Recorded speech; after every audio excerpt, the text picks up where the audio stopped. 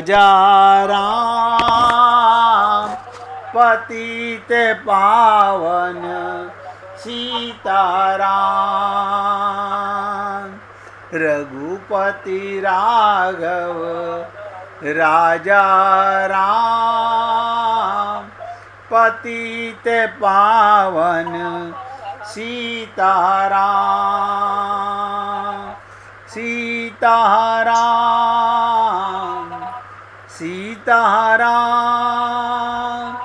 भज प्यारे मन सीताराम, सीताराम, सीताराम, भज प्यारे मन सीताराम। तो हे पुण्य आत्माओं, ये देवताओं के द्वारा भेजी गई राक्षसी सुरसा बनकर के सर्पों की माता बनकर आई परीक्षा लेने के लिए। और क्या कहती है, मुझे खाने भेजा है आपको। इससे हमें क्या शिक्षा लेनी चाहिए? साधना के मार्ग में आप हम लोगों का जीवन क्या है? ये साधना का मार्ग है, भगवत प्राप्ति का मार्ग है। ये देह किस लिए मिला है? बच्चे पैदा करने के लिए, ये संसार इकट्ठा करने के लिए, केवल भगवान का कार्य करने के लिए और भगवत प्राप्ति करने के लिए। भगवान का कार्य, बच्चे भी पैदा करते हो, वो भी भगवान का काम है, वो आप नहीं पैदा करते। मैं कई बार आपका भ्रम छोड़ा चुका हूं, कभी इस भ्रम में मत रहिएगा कि आपने पैदा किया कुछ भी।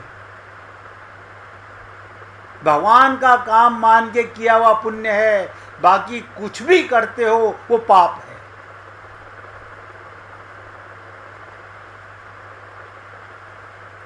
तो साधना के मार्ग में, साधक के जीवन में केवल दुर्गुण दुर्विचार रूपी राक्षसी बाधा उपस्थित नहीं देते।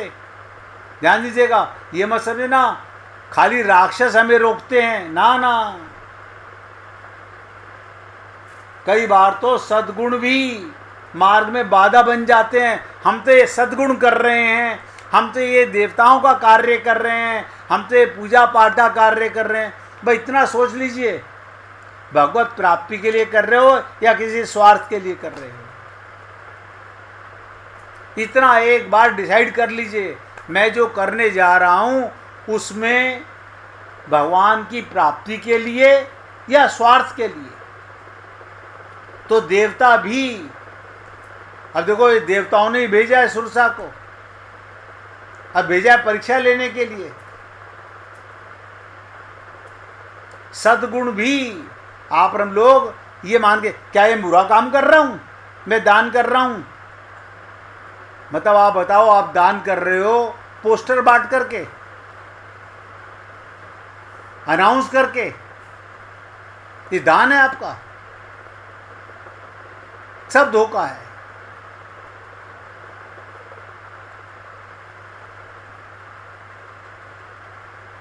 इसलिए देवताओं ने स्वर्ग से भेजा। आप सोचो,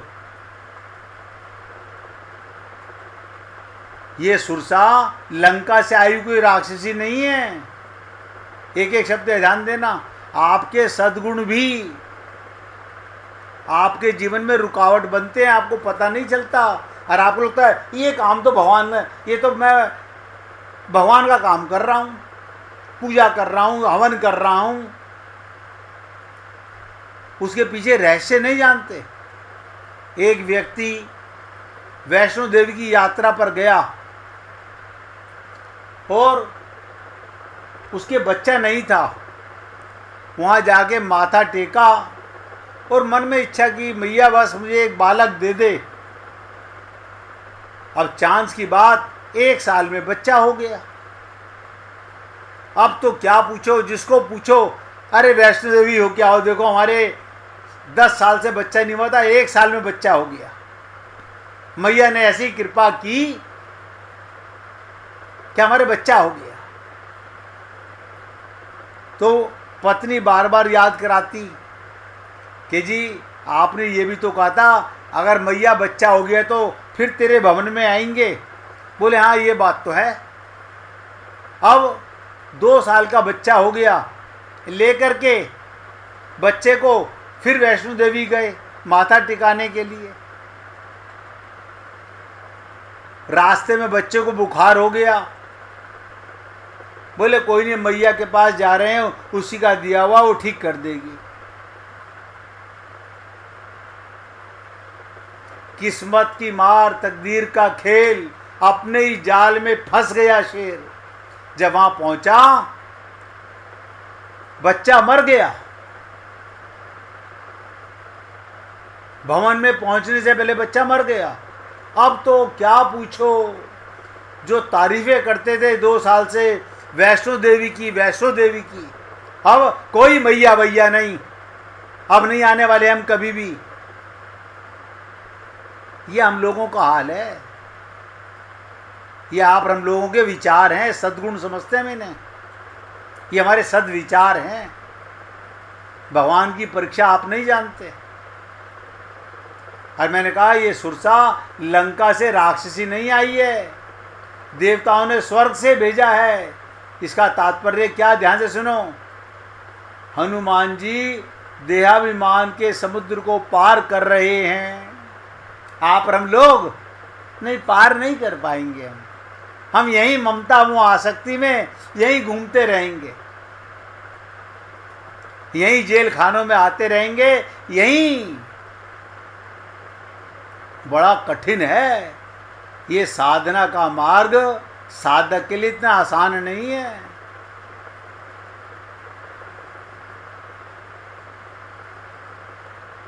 कहना बड़ा कठिन, कहत कठिन समझत कठिन, लगन उनसे लगा बैठे जो होगा देखा जाएगा। ना ना, अरे मीरा जैसे कौन मिलेगा यहाँ संसार में कि मेरे तो गिरधर गोपाल दूसरों ना कोई। यहाँ तो अभी कोई हमारी ठोड़ी में हाथ लगा के बोले तुम रुक जाओ मेरे लिए 2 दिन, बस हम तुरंत रुकने को तैयार हो जाते हैं। अपने लक्ष्य को भूल जाते हैं। हमारे को तो इतना देह का अभिमान है।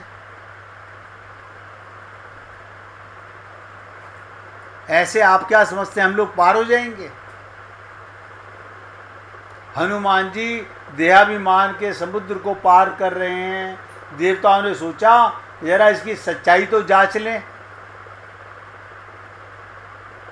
कि वाकई में पार कर रहा है कि नहीं कर रहा है। अब आपसे कोई पूछे, अगर कभी गुरु परीक्षा ले ले, लेकिन हम सब फेल हो जाएंगे। क्यों? अब ये तो बेटे का काम था, ये तो पति का काम था, ये तो हमारे रिश्तेदारों का काम था, ऐसे मत कहो। यानी कोई ना कोई रुकावट का कारण बना ना। आपकी बुद्धि कहीं ना कहीं किसी न किसी रिश्ते की गुलाम बनी ना। ये देह के संबंध का ही तो कारण है, और क्या कारण है? यही तो देह का अभिमान है, यही तुम्हें रोक रहा है अनंत जन्मों से।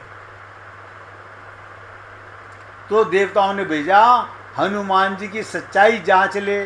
सुरसा को उन्होंने परीक्षा के लिए भेजा था।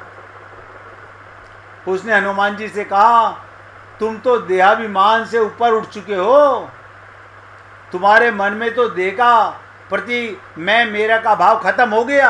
आप सोच के देखिएगा, क्या आप और हम लोग देहाभिमान से ऊपर उठ गए हैं? क्या हमारे जीवन में मैं और मेरा खत्म हो गया है? और क्या कहा सुरसा ने, मैं भूखी हूं। तुम तो अपने को देह मानते नहीं, तो मेरे को खा लेने दो, मैं तुम्हें खा लूं, इसमें तुम्हें आपत्ति क्या? क्योंकि तुम्हें तो आत्मज्ञान हो गया, आत्मा तो मरेगी नहीं, और देह मेरा भोजन है। ऐसी परीक्षा भी जीवन में आती हैं। मेरा पेट भी भर जाएगा और तुम्हें कोई कष्ट भी नहीं होगा, क्योंकि तुम देह के अभिमान से ऊपर उठ चुके हो। अब आप सोचो, आप लोगों ने जब सुंदरकांड का पाठ किया तो कभी सोचा था ये बातें? इतना तो समय नहीं मिला होगा सुनने और समझने का। हमें तो आधा घंटे के लिए आए थे सुंदरकांड के पाठ में, प्रसाद लेकर के अपने घर आरती करके चल दिए। कहाँ गए थे? सुंदरकांड के पाठ में। ये नहीं समझ रहे देह का अभिमान ही आपके लिए जीवन की रुकावट है। तो सुरसा ने कहा अगर मैं तुम्हें खा लूं तो आपत्ति क्या, मेरा पेट भी भर जाएगा और तुम्हें कोई कष्ट भी नहीं होगा। अब आप सोचो, सच में बहुत बड़ी कठिन परीक्षा है। सुरसा हनुमान जी की प्रशंसा करती हुई कहती है सचमुच तुम कितने महान हो, देहाभिमान से ऊपर उठ चुके हो, देह के प्रति तुम्हारी रंच मात्र भी अहमता ममता नहीं है। आप हम लोग तो नहीं कह सकते, हम तो देह के पीछे पागल हैं, देह के संबंध में पागल हैं, देह की कामनाओं में पागल हैं। अभी हमने सोचा ही नहीं है देहाभिमान को खत्म करना है। और मैंने कहा था भव सागर पार नहीं हो सकते, सीता की प्राप्ति नहीं हो सकती, राम कैसे मिलेंगे। ये मनुष्य शरीर देखिएगा, ये अभी जो कहा राम काजू की किए बिना मोहे कहाँ विश्राम, यही सीतारामाचार्य जी ने अपने छंद में कहा इस देह में हरि मिलत है। अगर ये शरीर मिला है तो भगवान को पाने के लिए मिला है। हम अपने को देह मानकर मैं मेरे में फंस गए सब।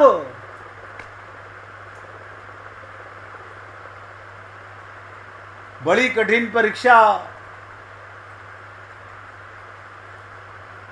कहती है सुरसा तुम तो अहमता ममता से ऊपर उठ चुके हो, एक महान कार्य और करो, इसमें भी तुम्हारी कीर्ति बढ़ जाएगी। बोले क्या क्या करो, इस देह का भी अब तुम्हारे लिए कोई अर्थ नहीं है, इससे मेरी भूख मिट जाएगी। क्या कहती है, इससे मेरी भूख मिट जाएगी, तुम मेरा भोजन बन जाओ, इससे तुम्हारा देहाभिमान से ऊपर उठना सार्थक हो जाएगा और तुम्हारी कीर्ति भी वृद्धि होगी। अब आप सोच के देखो, हनुमान जी के सामने देवताओं ने परीक्षा लेने के लिए सुरसा को भेजा। अब यदि कोई व्यक्ति कीर्ति की कामना लेकर अपने जीवन में साधना तपस्या सत्कर्म कर रहा है, तब तो सुरसा का तर्क सही लगता है, प्रशंसा ही उसकी कला है।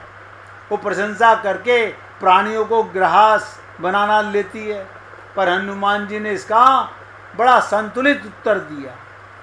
उन्होंने कहा कि देहाभिमान से मुक्त होने का अर्थ ये नहीं कि व्यक्ति आत्महत्या कर ले। ध्यान से सुनो, हनुमान जी ने कहा माता आप क्या कहना चाहती हो। गुरु ने कहा था इस देह में हरि मिलते हैं, ये आत्महत्या के लिए देह नहीं मिला है।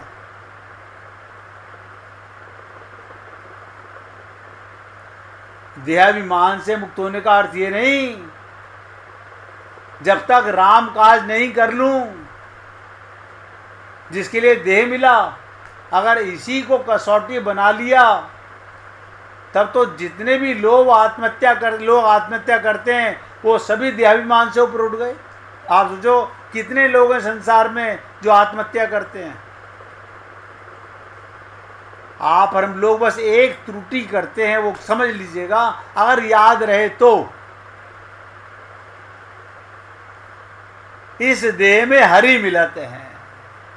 ये देह कल का मरता आज मर जाए, लेकिन मुझे पहले भगवत प्राप्ति हो जाए, मुझे मेरे राम मिल जाएं, मैं राम का काम कर लूं। गुरु ने कहा इस देह में हरि मिलते हैं, मैं हरि से मिल लूं।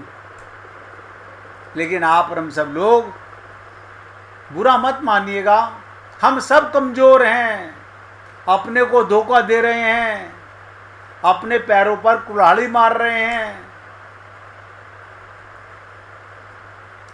वरना तो ये होता जितने आत्महत्या कर लेते सब देहाभिमान से ऊपर उठ गए, क्योंकि वो शरीर को निर्ममता पूर्वक गाड़ी के नीचे डाल देते हैं, देह में आग लगा लेते हैं, जहर खा लेते हैं। हनुमान जी ने कहा हे माता ध्यान से सुनो, आपने अपना परिचय बता दिया, देवताओं ने भेजा है। आप मेरी माता के समान हैं। मैं देहाभिमान से तो मुक्त हूँ, मुझे देव का कोई प्रेम नहीं है, परंतु जब तक इस देह का सदुपयोग हो सकता है तब तक मैं इसका सदुपयोग करूँगा, और उपयोगिता समाप्त हो जाने पर आपके पास आ जाऊँगा, आप खा लेना। अब सदुपयोगिता क्या है? सीताराम आचार्य जी ने कहा, इस देह में हरि मिलत है। बस हरि मिल जाए तो कल का मरता है, आज मर जाए शरीर। लेकिन आप हम लोग नहीं नहीं, हरि मिले ना मिले भैया, हम मरना नहीं चाहते। और मरेंगे, सब मर रहे हैं। देखो, कोई आज मरा, कोई कल मरने को तैयार है, सब लाइन में लगे हुए मरने की। लेकिन कोई ये समझ नहीं रहा। आप और हम सब लोग इन बातों को गहराई से समझें। हनुमान जी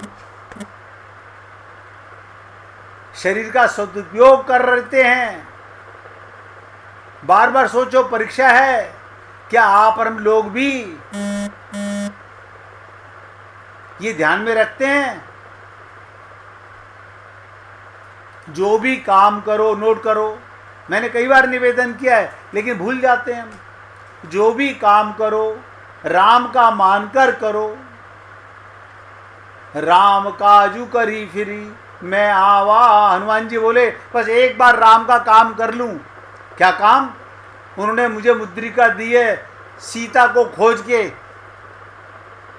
उनका संदेश लाके राम को दे दूं, ये राम का कार्य है। और क्या कहा? राम काजू करी फिरी मैं आवा, सीता कह सुधी प्रभु ही सुनावा। बस एक बार सीता का संदेश राम को सुना दूं, तब बदन पेठ ही आई, सत्य कहूं मोई जान दे माई। हे मैया, मुझे जाने दे, मुझे राम काज पहले करना है। मैं आ जाऊंगा वापस, फिर मुझे खा लेना। अब सोचो आप, ऐसे रामचरितमानस पढ़ने का, सुंदरकांड का पाठ करने का क्या लाभ? सुरसा किसी भी तरह से हनुमान जी को आगे नहीं बढ़ने देती। तब हनुमान जी ने कहा, अच्छा तो लो, खा सको तो खा लो। ये कहकर हनुमान जी ने अपना शरीर फैलाना शुरू कर दिया। जितना सुरसा ने मुख खोला, हनुमान जी उससे दुगने हो गए। क्या करा हनुमान जी ने? अपना शरीर फैला लिया। अब हनुमान जी ने जैसे ही अपना शरीर फैलाया, सुरसा ने भी अपना मुख हनुमान जी से दुगना फैला लिया। कुछ देर तक ये दोनों में खेल चलता रहा। हनुमान जी चाहते तो इस खेल में भी सुरसा को परास्त कर सकते थे, परंतु उन्होंने एक सुंदर युक्ति का आश्रय लिया। आप हम लोगों को वो आश्रय समझना चाहिए और लेना चाहिए। उन्होंने अपने आकार को तुरंत समेट लिया, अत्यंत छोटे बनकर सुरसा के मुख में घुस गए और बाहर आ गए। सुरसा ढूंढ रही है, कहाँ गया हनुमान? सुरसा ढूंढ रही है, हनुमान कहाँ गया? सुरसा के मुख से बाहर आ गए और बोले, लो तुम्हारा खाना हो गया माता, मैं तो तुम्हारे मुंह में चला गया था खुद ही। हनुमान जी की इस युक्ति से सुरता संतुष्ट हो गई कि देवताओं की परीक्षा हो गई, वाकई में ये भगवान का कार्य करने वाला है।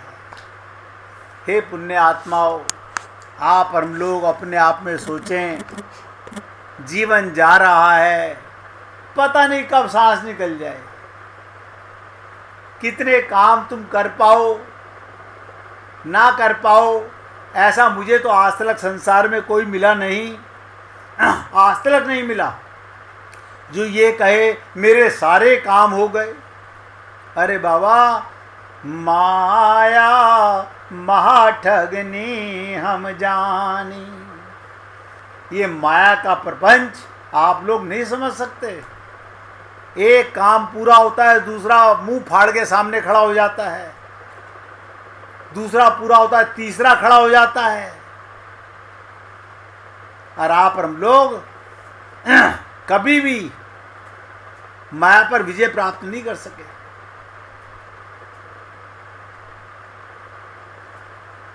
परीक्षा में सुरसा संतुष्ट हो गई कि हाँ, अब पता चल गया ये देहाभिमान से ऊपर उठ चुका है और ये भगवान का कार्य करने जा रहा है। देवताओं ने परीक्षा लेने भेजा।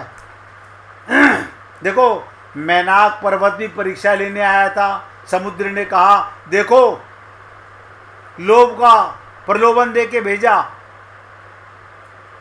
दो आए ये परीक्षा लेने के लिए। मैनाक पर्वत भी हमारा धन, हमारा परिवार हमें लोभ नजर देता है। अरे ऐसे कैसे कर सकते हैं, हम इन सबको त्याग कर, इनसे मुंह मोड़ कर। तो किसने कहा तुम्हें इनसे मुंह मोड़ो? इन्हें भगवान देख लो ना इन सब में। तो एक ने हमसे कहा था, बोले ये आप तो ठीक कहते हो, हम अपने परिवार में तो भगवान देख लें, लेकिन सब में परिवार कैसे देख लें? मैंने कहा क्या मतलब? बोले हमारे जो दुश्मन है उनमें कैसे परिवार देख लें? अच्छा, जब तुम्हारे अभी यहाँ पर मीत भी हैं और दुश्मन भी हैं तो तुम कहीं नहीं जा सकते। ये भी सब नोट करो। अगर राग द्वेष दोनों हैं तो आप आगे बढ़ ही नहीं सकते।